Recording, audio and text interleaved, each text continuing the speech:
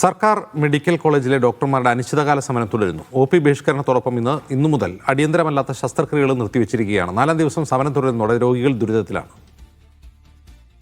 ശമ്പള പരിഷ്കരണം ആവശ്യപ്പെട്ട് KGMCTA നടത്തുന്ന സമരത്തിന്റെ ഭാഗമായി മെഡിക്കൽ കോളേജിൽ ആകെ പ്രതിസന്ധി രൂക്ഷമായിരിക്കാന്ന് കൂടി നമുക്ക് പറയേണ്ടിയിരിക്കുന്നു. പല രോഗികളും വന്ന് സ്ഥിരം കാണിക്കുന്ന ഡോക്ടറെ കാണിക്കാൻ കഴിയാതെ മടങ്ങുന്ന സാഹചര്യമാണ്. ദൂരെ നിന്നും അടക്കം ആളുകൾ വന്ന ഇത്തരത്തിൽ മടങ്ങിപ്പോകുന്ന സാഹചര്യമാണ് നമുക്ക് മെഡിക്കൽ കോളേജിൽ നിന്നും കാണാൻ കഴിയുന്നുള്ളത്.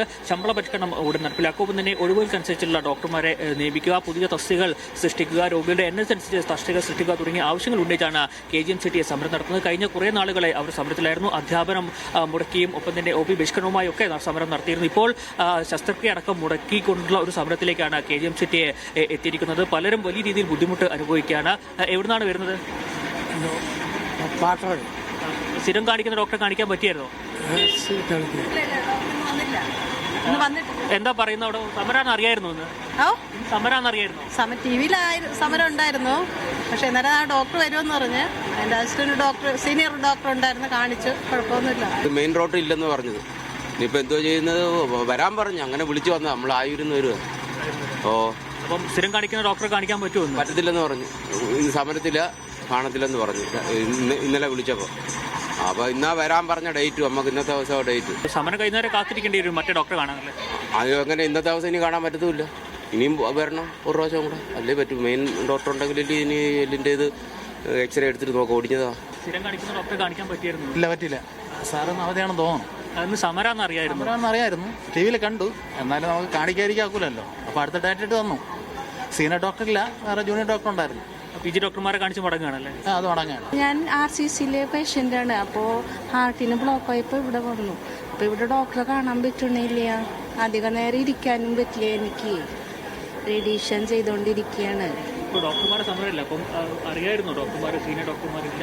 ഇല്ല, എനിക്ക് അറിയണ്ടായിരുന്നില്ല. PG ഡോക്ടറാണ് ഇപ്പോൾ OP-കളൊക്കെ നോക്കുന്നത്. റെസിഡൻസ് ഡോക്ടർമാരും ഒപ്പം തന്നെ മുതിർന്ന ഡോക്ടർമാരൊക്കെ തന്നെ വലിയ രീതിയിൽ സമരത്തിലാണ്. പലരും വലിയ രീതിയിൽ ബുദ്ധിമുട്ട് അനുഭവിച്ചത്. അതായത് വളരെ ദൂരെ നിന്ന് അടക്കം വന്നിട്ട് സ്ഥിരം കാണിക്കുന്ന ഡോക്ടർമാരെ കാണിക്കാൻ കഴിയാതെ മറ്റു ഡോക്ടർമാരെ കാണിച്ച് മടങ്ങുന്ന ഒരു സാഹചര്യമാണ് തിരുവനന്തപുരം മെഡിക്കൽ കോളേജിൽ നിന്ന് നമുക്ക് കാണാൻ കഴിഞ്ഞിട്ടുള്ളത്. നാളെ PG ഡോക്ടർമാരും OP ബഹിഷ്കരണവും ഒപ്പം തന്നെ വാർഡ് ബഹിഷ്കരണം അടക്കം നടത്തുന്നുണ്ട്. അങ്ങനെയാണെങ്കിൽ പൂർണ്ണമായും ആരോഗ്യ മേഖല സ്തംഭിക്കുന്ന ഒരു സാഹചര്യത്തിലേക്കാണ് കാര്യങ്ങൾ പോവുക. വലിയ രീതിയിൽ പ്രതിസന്ധി മെഡിക്കൽ കോളേജിൽ ഉടലെടുക്കാൻ പോവുകയാണ്. നിരന്തരമായി സർക്കാരുമായി ചർച്ച നടത്തിയെങ്കിലും ഇവർ ഉന്നയിച്ച ശമ്പള പരിഷ്കരണം എന്ന കാര്യം നടപ്പിലാക്കാതെ ഈ സമരത്തിൽ നിന്നും പിന്നോട്ട് പോകില്ല എന്ന് ഉറച്ചു നിൽക്കുകയാണ് KGMCTA. രജീഷ് നരിക്കുനി, മീഡിയ 1, തിരുവനന്തപുരം. സർക്കാർ ഡോക്ടർമാരുടെ സമരത്തിന്റെ പശ്ചാത്തലത്തിൽ ഇപ്പോൾ KGMCTA സംസ്ഥാന പ്രസിഡന്റ് റോസ്ന റബീഗം സംസാരിക്കുന്നു. സമരത്തിന് ഞങ്ങൾ ഇറങ്ങിയത് അങ്ങേയറ്റം വിഷമത്തോടെയാണ്. കാരണം കേരളത്തിലെ ജനങ്ങളെ ഞങ്ങൾ ഇത്രയും നാളും ഞങ്ങൾ ഒരു ബുദ്ധിമുട്ടും വരാതെ അവരുടെ എല്ലാ കെയറും ഞങ്ങൾ ചെയ്തിട്ടുണ്ട്. അവരെ ബുദ്ധിമുട്ടിക്കേണ്ടി വരുന്നതിൽ ഞങ്ങൾക്ക് വളരെയധികം വിഷമമുണ്ട്. പക്ഷേ സർക്കാർ ഞങ്ങളെ ഇതിലേക്ക് വലിച്ചിഴക്കുകയാണ് ചെയ്തത്. അതുകൊണ്ട് ഈ സമരം ഇങ്ങനെ തന്നെ മുന്നോട്ട് പോകും. ഇതിലൊരു തീരുമാനം ഉണ്ടാവുന്നതുവരെ KGMCTA-യിൽ അങ്ങോളം ഇങ്ങോളമുള്ള എല്ലാ മെഡിക്കൽ കോളേജുകളിലെയും ഡോക്ടർമാർ ഇവിടെ എത്തിയിട്ടുണ്ട്. ഇത്രയും ആൾക്കാർ ഒരേ മനസ്സോടുകൂടി നിൽക്കുന്നുണ്ടെങ്കിൽ അതിനർത്ഥം ഇത് അനീതിയാണ്, കടുത്ത അനീതിയാണ്. നീതി ലഭിക്കേണ്ടത് എവിടെ നിന്നാണ്? കോടതിയിൽ നിന്ന് മാത്രമാണോ നീതി ലഭിക്കേണ്ടത്? നീതി എല്ലാ തലങ്ങളിലും ലഭിക്കണം. ആ നീതി ഉറപ്പാക്കാനാണ് ഇവിടെ ഈ സർക്കാർ ഇരിക്കുന്നത്. അതവർക്ക് ഉറപ്പാക്കാൻ പറ്റില്ലെങ്കിൽ ആ തോൽവി ഞങ്ങളുടെ തോൽവിയല്ല, അവരുടെ തോൽവിയാണ്, സർക്കാരിന്റെ തോൽവിയാണ്, ജനങ്ങളോടുള്ള പ്രതിബദ്ധതയുടെ തോൽവിയാണ്. ആ കാര്യം സർക്കാർ ഏറ്റെടുത്തേ മതിയാകൂ.